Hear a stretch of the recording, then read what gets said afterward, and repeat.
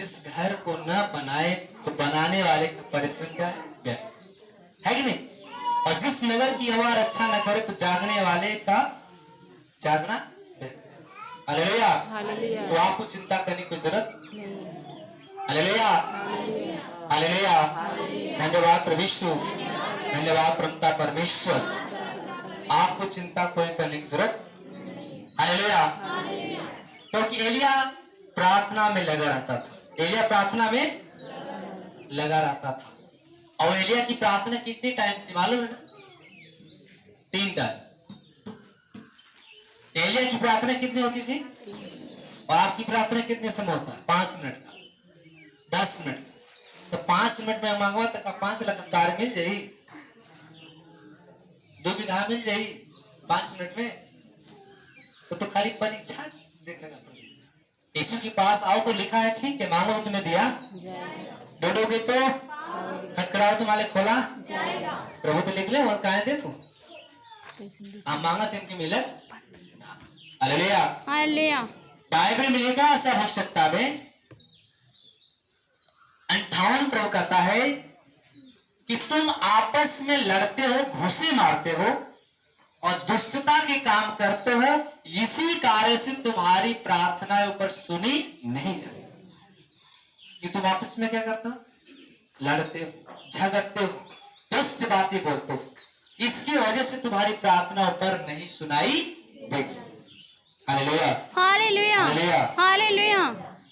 क्या ऐसे लोग की प्रार्थना की भी परमेश्वर सुनेगा? Hallelujah, hallelujah. क्योंकि प्रभु ने कहा कि तुम दीन बनो, टाट बिछाओ और यहोवा के सामने सिर झुकाओ, तब तुम्हारी प्रार्थना परमेश्वर सुनेगा। Hallelujah, hallelujah, hallelujah. हालेलुया। धन्यवाद प्रभु यीशु, धन्यवाद धन्यवाद परमेश्वर, परमेश्वर। धन्यवाद और परमेश्वर। एलिया सुबह भी प्रार्थना भोर में करता था, दोपहर को भी करता था और शाम को भी करता था, रात को भी प्रार्थना करता था। तब जाके प्रभु उसकी बात को सुनता था। Hallelujah, hallelujah. और उसकी प्रार्थना करने से परमेश्वर उसकी सुधि लेता था। और आपकी 5 मिनट की प्रार्थना में क्या परमेश्वर सुधि लेगा? हालेलुया। इसलिए ज्यादा से ज्यादा आप अपना समय प्रभु में बिताओ, ज्यादा से ज्यादा आप समय बाइबल पढ़ने में गुजारो और ज्यादा से ज्यादा समय आप कलीसिया आने में आप लगाओ। देखो आपका हर काम परमेश्वर ऑटोमेटिक फास्ट कर देगा। Hallelujah, hallelujah, hallelujah. हालेलुया। जब मोबाइल का नेटवर्क काम नहीं करता है, स्लो चलता है, तो क्या करते हैं आप लोग? बदलते हैं ना, 2 GB 3 GB। ओह भैंसिया हमारे खामे, पता नहीं क्यों बदले ना। कलिसिया में शरीर है, ध्यान कहाँ? घरे। हालेलुया, ओहो आज सलमाई के शादी पर ले रहते तो आज तो छेना मिलन, आज बैठे कलिसिया में वचन सुने। तो ऐसे क्या आपकी प्रार्थना कभी सुनेगा? आपका चिंता है कि कार्ड आया है, फलाने दोस्त के शादी में जाना था, अब मैं यहाँ के बैठ के वचन सुन रहा हूं। वो दोस्त क्या सोचेगा? आपकी चिंता है। लेकिन प्रभु ने कहा कि तू क्यों चिंता करता है? तू क्यों चिंता करता है? मनुष्य चिंता कर रहे अपने आय में एक घड़ी बढ़ा नहीं सकता। हालेलुया, मनुष्य अपनी आय नहीं बढ़ा सकता चिंता करके, बल्कि अपनी आय को दिन पर दिन क्या करेगा? वो घटा। हालेलुया, चिंता करेंगे अरे यार हमारे ऊपर इतने सारे कर्ज है, हम कमाएंगे नहीं तो भरेगा कैसे? चिंता करते हैं कि हम खेती नहीं करेंगे तो हम खाएंगे कहां से? चिंता करते हैं कि हम कमाएंगे नहीं तो हमारे बीवी हमारे बच्चे जिएंगे कैसे? लेकिन जो उस समय की बातें पुराने नियम में जब आप बाइबल में जाओगे निर्गमन में, तो उस समय 40,000 जनता को प्रभु ने मिस्र से निकालकर जंगल में 40 वर्ष तक के भोजन कराया। उसमें एक भी भोजन नहीं था, अन्न नहीं था, तो कैसे उसमें जी खा रहे थे? और आज तो तरफ अन्य प्रकार के अनाज है, आपको क्या घटे? हालेलुया, पहले केवल मन्ना बरसता था आकाश से, लोग खाते थे और तृप्त हो जाते थे। आज तो अनेकों प्रकार के आपके पास भोजन है। आज कोई घटे किसी को नहीं। बाइबल प्रभु कहता है जवान सिंह को घटी हो सकता है, लेकिन प्रभु के चाहने वाले कोई वस्तु की घटी नहीं हो सकती। आप किसके साथ हैं? ध्यान तो दो, आप किसके साथ हैं? और राजा के पास, वो दुनिया का राजा है, तो उसका बेटा भी क्या होगा? राजा। क्या होगा? हालेलुया। पड़ोसी का हाथ पकड़ के बोलिए, अपने पड़ोसी का हाथ पकड़ के बोलिए कि मेरा पिता राजा है, और उसका बेटा भी राजा बनेगा। आमीन आमीन। हालेलुया। वो आपका पिता जो स्वर्गीय पिता है, वो आपका राजा है, और राजा का बेटा राजा ही वो गरीब नहीं रहेगा। क्या रहेगा? राजा बनेगा। इसलिए मेरे भाई बहनों, आप यीशु मसीह के पुत्र प्रिया है, क्योंकि यूहन्ना 3:16 में प्रभु ने कहा पिता ने जगत वालों से ऐसा प्यार किया, एक लौटे पुत्र को दे दिया, ताकि जो कोई इसमें विश्वास करे वह नाश न हो, अनंत जीवन पाए, बहुताश जीवन पाए। प्रभु ने हमसे प्यार किया, प्रभु ने आपसे प्यार किया, इसलिए आपने एक लौटे पुत्र को जीवन देने के लिए यहाँ पे छोड़ा। हालेलुया। कौन ऐसी माँ है, कौन ऐसा पिता है जो अपने बेटों को मरने के लिए छोड़ देगी? हालेलुया। हमारा पिता है जिसने दिया हमें आपको बचाने के लिए। राजा सुलेमान ने जब तपस्या किया तो उसने कहा मुझे पैसा नहीं चाहिए, धन दौलत नहीं चाहिए, उसने केवल बुद्धि मांगा। क्या मांगा? और प्रभु ने इतना उसको बुद्धिमान बना दिया, इतना बुद्धिमान बना दिया, उसके पास राज के लोग आकर उससे फैसला करवाते थे। हालेलुया।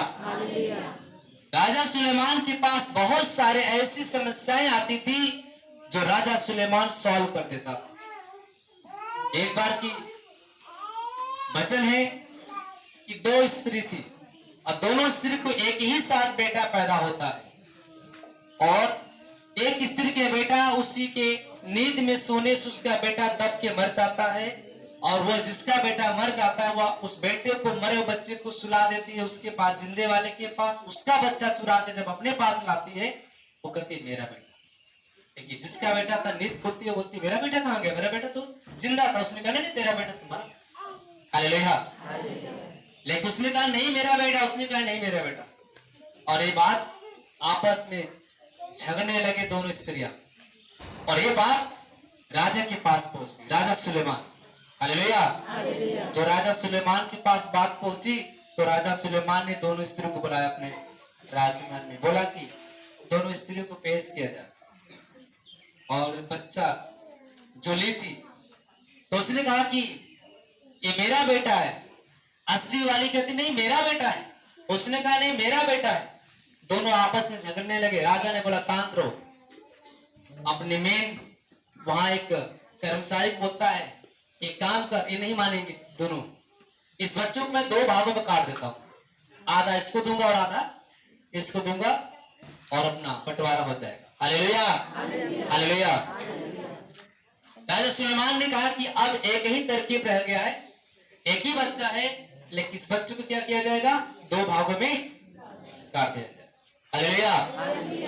राजा तलवार लेता है, बच्चों को सामने रखवाता है, जो भी तलवार उस चलाने जा रहा था, तब तक असली मां कहती है कि नहीं मेरे बच्चों को मत मारिए, मेरे बच्चों को उसी को दे दीजिए। कोई ऐसी मां नहीं है जो अपने आंखों के सामने अपने बच्चों को 2 भागों में कटते देख सके। हालेलुया। हालेलुया। लेकिन दूसर की कह रही जिसका है नहीं वो करेगा हाँ कर दा, आधा उनके दे रहा था। हालेलुया। जिसका नहीं था उसने कहा हाँ 2 भाग में कर दीजिए, और जिसका था उसने बोला नहीं मेरा बेटों को मत काटिए, मरने से अच्छा कि मेरा बेटा जिंदा रहे बल्कि उसी के हाथ में रहे। हालेलुया। कम से कम मरने से अच्छा कि मेरा बेटा जिंदा रहेगा लेकिन उसी के हाथ में रह के दे दो उसको। तब राजा सुलेमान ने दिमाग लगा कि वास्तव में बच्चा किसका है, जिसने कहा उसी को दे दो। कोई माँ अपने बेटे को अपनी आंखों सामने करते देख नहीं सकती, और राजा इतना फैसला करता था कि उसके पास बड़े बड़े राज के लोग आकर उससे फैसला करवाते थे, क्योंकि वो बुद्धि में भरपूर था। हालेलुया।